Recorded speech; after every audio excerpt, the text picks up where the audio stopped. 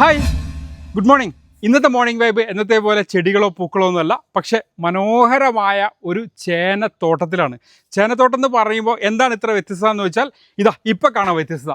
ഇത് നോക്കിയേ, ഇപ്പോൾ വ്യത്യസ്തമായില്ലേ. അതായത് ടെറസ് ഫാർമിങ്ങിൽ 5 വർഷമായിട്ട് ഒരേപോലെ, അതായത് ഒരേ ഐറ്റം വിളവ് എടുക്കാതെ വിവിധ ഇനങ്ങളെ പരീക്ഷിച്ചുകൊണ്ടിരിക്കുകയാണ്.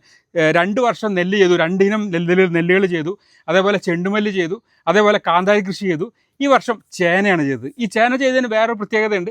ഇപ്പോഴത്തെ കാലഘട്ടത്തിൽ എന്താണ് പ്രോബ്ലം എന്ന് വെച്ചാൽ, ശരിക്കും മൃഗശല്യം കൊണ്ട് തന്നെ നമുക്ക് ഭംഗിയായിട്ട് ഒരു ഇതേപോലെ കിഴങ്ങ് വിളകളും വിളവെടുക്കാൻ പറ്റാത്തൊരു സാഹചര്യമുണ്ട് വയനാട്ടുകാർക്ക് പ്രത്യേകിച്ചും.